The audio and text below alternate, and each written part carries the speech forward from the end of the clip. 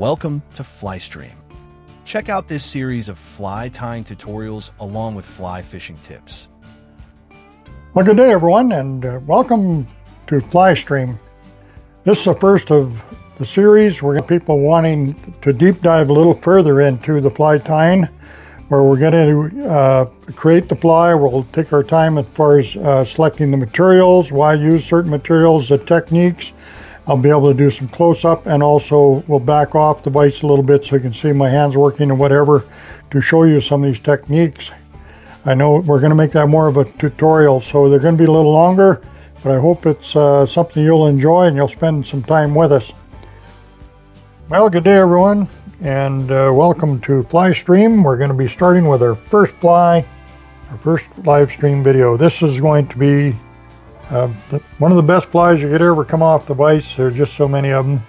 The woolly bugger. There is just no end to the thousands of different patterns with the woolly bugger, which created by Russell Blessing many years ago. He simply took a woolly worm and he put a marabou tail on it and created quite a family of great flies. This fly here, I'm going to be tying, a lot of them are bead-headed or they got the weight in the front. Now here's a 2X long or 3X long. This is size 8 hook in here, down eye, as you can see.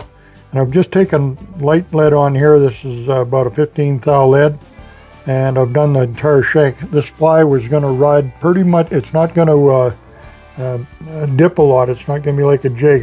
So what I'm going to be talking about a lot on these videos is balance, and why flies are, a lot of times it's what we don't see that makes them work.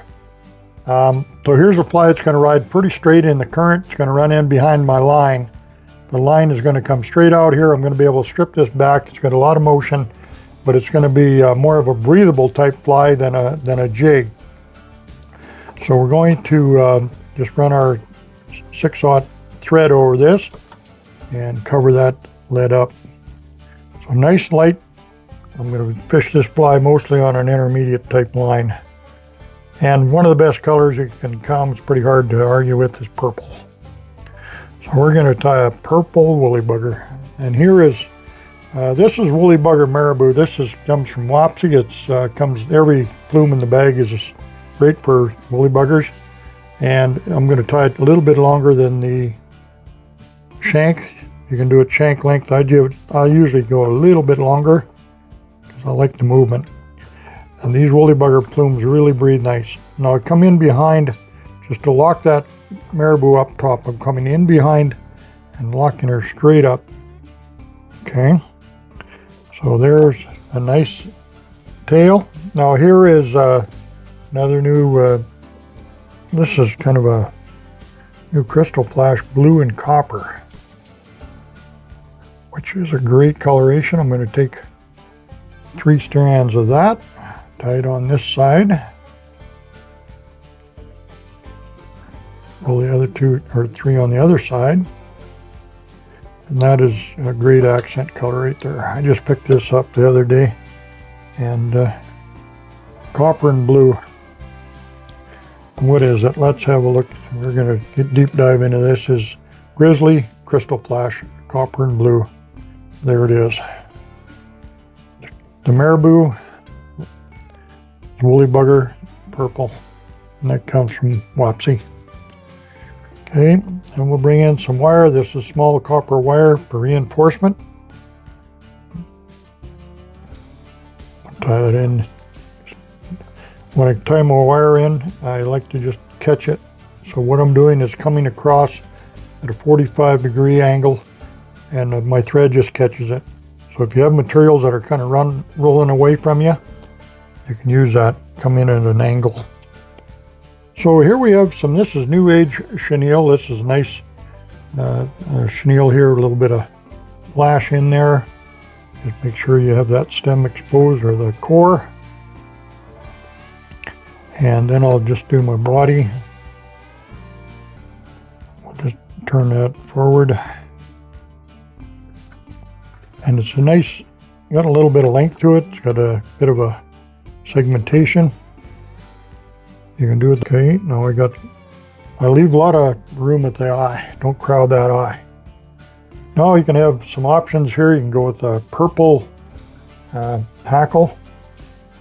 And a lot of times what I like to do on feathers is when you get these saddles is use this real webby hackle back here for woolly buggers, because you're going to get some real breathable material. So I'll bring one of them in. And there's some claret. That's a nice color too. So we're going to come in here and we're going to cut some of this longer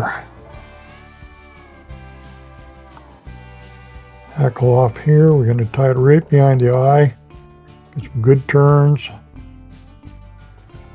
I like to get about 3 turns here, but this fly you wouldn't see in a fly bin because it's going to look pretty scraggly.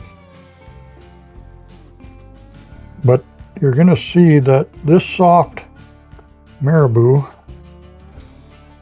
is, you know, they don't even package it up separately, I don't think. It's kind of like a schlappen, I would say. Very, very soft. Now I'm just going to reverse wrap it forward. Try not to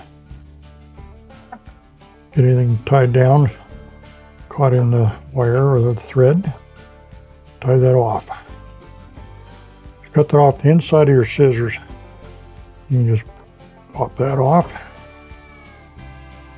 and then get a good head on here. Finish that off. So we've got a fly that's really going to fish well. I know it will. We've got this flash come over this side for some reason. There it belongs over there. Must come over when I brought the thread, but you can see it's laying over on the other side quite well. But this nice and soft hackle is really going to breathe in the water. So when you guys are tying your own flies, guys and gals, you can create some cool flies. This probably never seen anywhere, but that is the best, softest hackle on the skin. And you know, there's lots of other good saddle hackle here. You can see my skin, you know, it's getting pretty thinned out, but not pretty. But I'll tell you, this fly will really pulsate and move. When it's wet under pressure, you're going to see it come down nice and dark. And when it comes loose, you're going to see some more of that sparkle, that kind of pop. So there you go. The old woolly bugger, originated by Russell Blessing many, many years ago. I always use some UV on my flies to finish the head off here. Where I've got one, where am I at? I've got to reach for that. I forgot to bring it out. Solarez Bone Dry Plus. You've got a little needle on the front, which is nice. Works very well, a good product. You can use the brushes too. This comes in a brush format as well. Bone Dry Plus. Hit that with my torch, and it's bulletproof. And you can see when that UV hits that color, that UV rays is what salmonoids can really see. They see. Thanks for watching Brent's Fly Fishing Instructional Series. He can be found on Brent's YouTube channel and Sport Fishing on the Fly.